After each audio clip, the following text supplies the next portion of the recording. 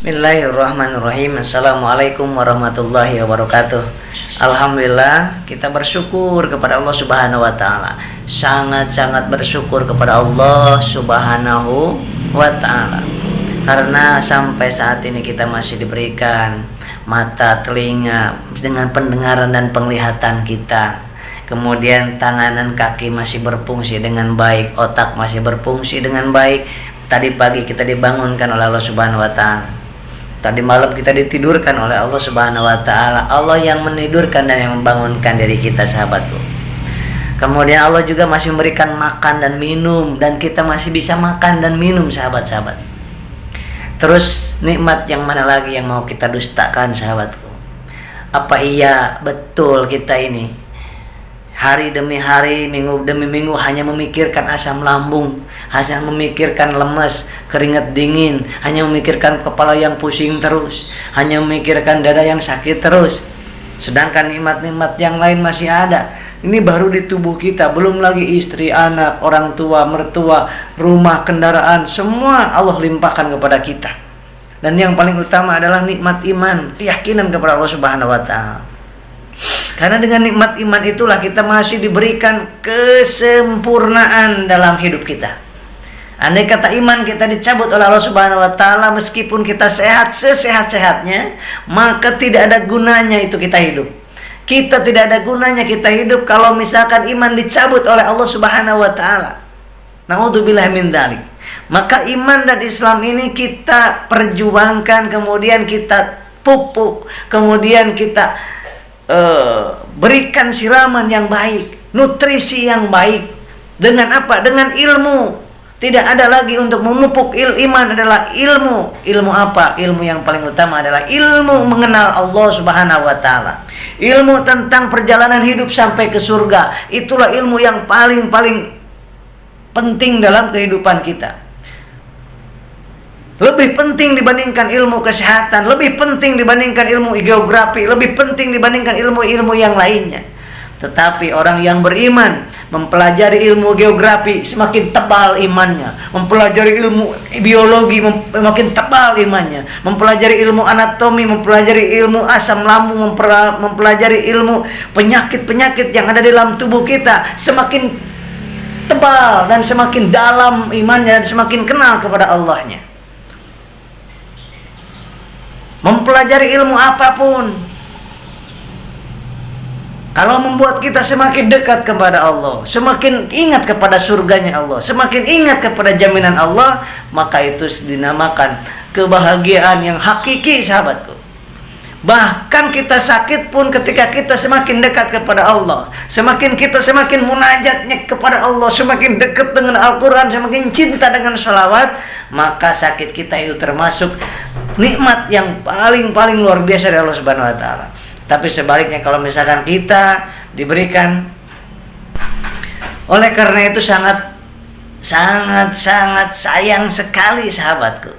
Andai kata hari demi hari berganti minggu, minggu berganti bulan, bulan berganti tahun, sampai 2 tahun, 3 tahun, 5 tahun, tidak ingat bahwa yang paling berharga dalam hidup kita adalah iman dan Islam kita, sahabatku.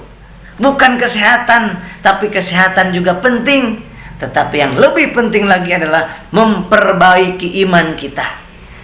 Kita menghadap Allah tidak bawa kesehatan, tidak akan disiksa oleh Allah Subhanahu wa taala. Kita menghadap Allah tidak membawa kendaraan, tidak akan disiksa oleh Allah Subhanahu wa taala. Kita menghadap Allah tidak membawa rumah yang megah, kendaraan yang bagus, uang yang banyak, kemudian jabatan, gelar yang panjang.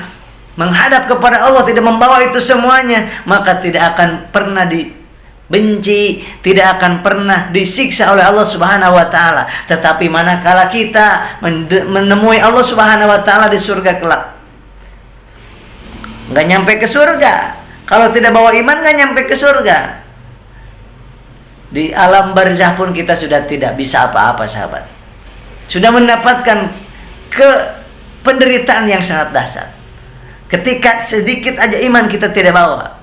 Oleh karena itu, Mari kita sama-sama sehat mempertebal iman kita, kemudian sakit untuk mempertebal iman kita. Yang jangan kita lakukan ketika kita sakit, kita berikhtiar, kemudian kita melakukan aktivitas yang membuat Allah benci kepada kita, membuat Allah murka kepada kita. Itu yang kita jangan lakukan.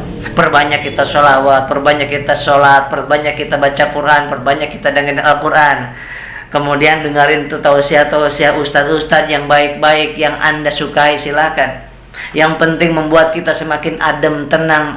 Kemudian ingat kepada surganya Allah, ingat kepada jaminan Allah, ingat kepada keagungan Allah, ingat kepada kekuasaannya Allah, ingat kepada kemuliaan Rasulullah SAW. Dan tidak ada apa-apanya penyakit kita dibandingkan penyakit para nabi dan para rasul. Kita tidak ada apa-apanya, sahabat. Yang membuat masalah bukan penyakitnya ternyata. Saya pernah penyakit 2 tahun, saya pernah stroke sebelah, kemudian saya pernah penyakit-penyakit yang lainnya saya juga pernah. Ujian-ujian yang lain saya juga pernah, sahabatku. Bukan cuma omong kosong doang yang saya sampaikan ini. Tetapi memang itu ujian dalam hidup, itu memang harus kita jalani, harus kita lewati. Dan Allah pasti menolong kita selama kita innallaha ma'as sabirin, selama kita sabar, selama kita sabar. Sabar itu bukan diam, sabar itu tetap kita ikhtiar maksimal di jalan yang disukai oleh Allah. Waktunya ke dokter, waktunya ke terapis, waktunya minum herbal.